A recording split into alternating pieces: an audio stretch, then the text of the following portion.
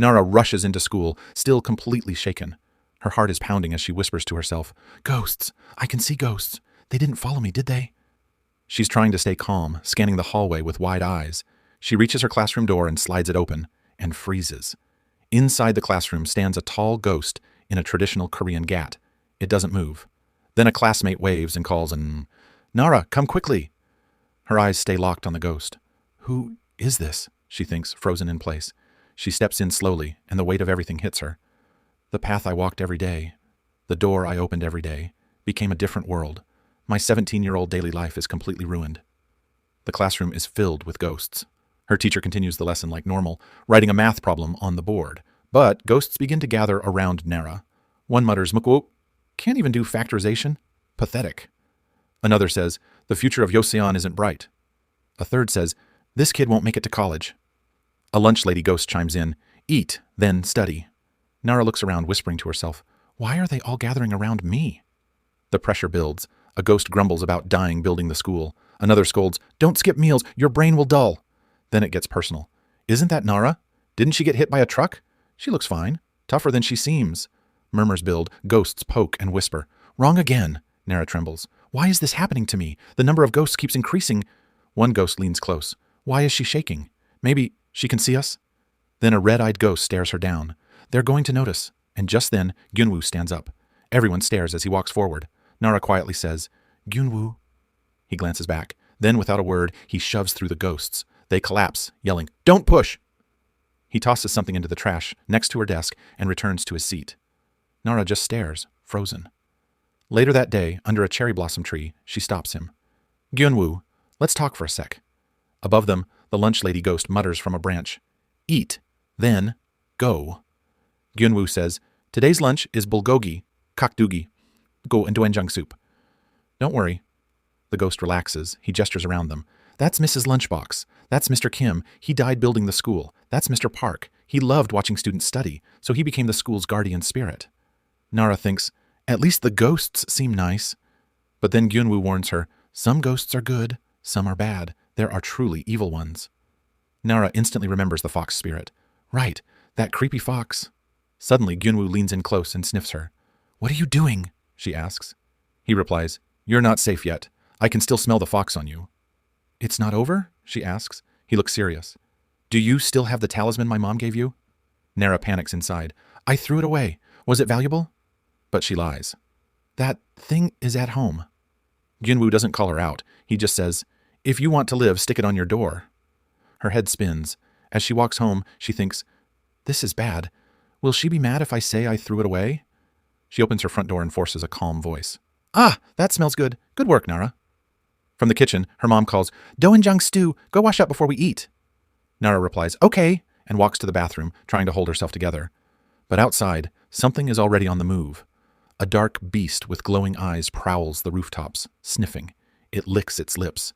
It's following something. Inside, Nara splashes water on her face. She's trying to reset. The beast moves in. In the final panel, its mouth drips, and it speaks one word. Smell. Nara freezes, irritated, assuming it's her pervy uncle again. "Ah, seriously, uncle?" she yells, storms to the door, and kicks him hard out into the hallway. Her mom casually appears and says, "Nara, I'm going to buy tofu. Watch the stove," and walks away like nothing happened. Hearing this, the ghost mumbles, "Watch the stove," as if it means more. Still irritated, Nara barges into her uncle's actual room, only to find him alive and well, watching some very private videos. Embarrassed, he quickly shuts everything off. Nara yells, "Uncle, knock please!" And he fires back, "You knock too!" As she walks off, annoyed, her uncle jokingly pounds on her door, yelling, "Knock, knock, this is payback!" But then, Nara senses something is off. A tall, shadowy spirit with multiple glowing eyes creeps behind the first ghost. Nara pauses, sensing danger. The creepy entity rasps one word, "Knock." Her body stiffens. She bolts, panicked, thinking, "This one's different. What is that?" She hides in a room, heart racing, remembering Gyunwoo's warning. Ghosts are like people. Some are good, some are bad. The dark ghost bangs on the door, repeating, "Knock." Nara begs, "Don't come in." But it bursts in and lunges. Just then, the voodoo necklace around her neck glows blue, repelling the ghost. "It works!" she shouts, grabs 2 dumbbells and raises them in a cross formation. "Chroma dumbbell cross." But instantly drops them from the weight. The ghost charges again, draining her energy. "Ah! Uncle! Save me, she cries, but her real uncle's in another room, eating popcorn and vibing to love songs, completely unaware. Nara's spirit is pulled from her body again, floating and watching the ghost whisper, "Eating a fresh soul." Her fear flips into rage. "Why do you want to eat me, you evil ghost?" she yells and punches it with her spirit form, sending it crashing into her desk. From the mess, a golden talisman flutters out, one she thought she'd thrown away. She recalls Gyunwoo's voice. "Stick this on your door when needed." She grabs it, but the ghost blocks the path to her room. In a panic, her eyes dart around, then lock on the closet. It's also a door, she realizes. As the ghost charges, snarling, "It's mine! I will eat it!" Nara bolts to the closet and slaps the talisman onto the door. A golden light bursts out, forming a vortex. The ghost pauses, confused, then screams as it gets sucked in.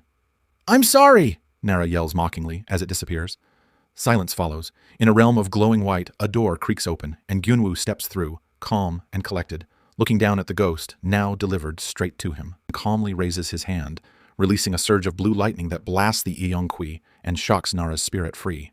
Instantly the chaos freezes, and the scene shifts to a dreamlike realm where Nara and Gyunwoo stand face to face.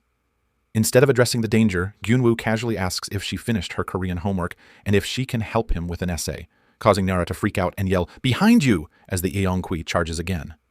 Gyunwoo calmly turns and summons a massive, radiant white bird that strikes the creature. The monster roars in rage, turning red, but Gyunwoo counters with a colossal blue beam that obliterates it into hundreds of multicolored eyeballs.